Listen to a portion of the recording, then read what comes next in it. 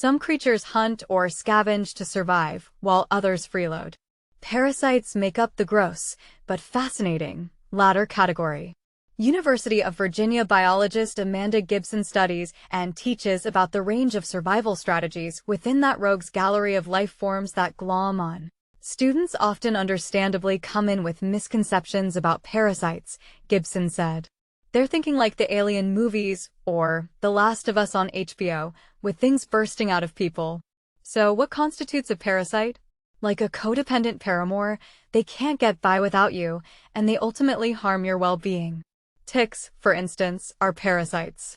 A mosquito is not because it can bug off and be just fine without you.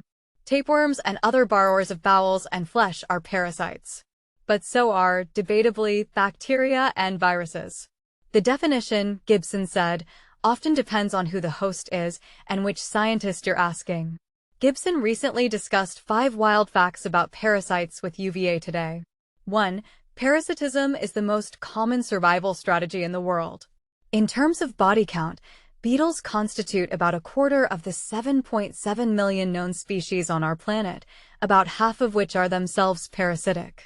There's this famous quote by evolutionary biologist J.B.S. Haldane saying, "It would appear that God has an inordinate fondness for stars and beetles," Gibson said. They're also very often playing host to houseguests themselves. We know that for pretty much every beetle species, there are at least 2 or more tiny little parasitic wasps. These wasps lay their eggs inside the beetles and eat the beetles from the inside. Numbers matter because too many of a parasite, which can deplete an organism's vitality, even kill it, can have an outsized impact. Parasites may threaten humans either directly or indirectly by way of what we eat. But Gibson sees all the parasitic abundance, when in check, as a good thing. This means that contrary to popular conceptions of parasites as scourges, they in fact lie at the very heart of this Earth's biodiversity, she said. They are integral components of our food webs. They connect species to one another. They lay bare our interconnectedness. 2. Parasites will sometimes knock off individual hosts. What's up with that? It may seem counterintuitive that a parasite might want to kill the organism keeping it alive, but that, too, can be a survival strategy.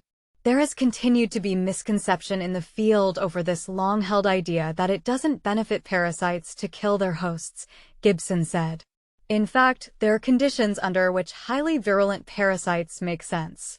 You can imagine the advantage of killing your hosts if killing them faster means replicating more, she said. 3. Thanks to parasitism, there likely will be another banana apocalypse. Yes, we will have no bananas again.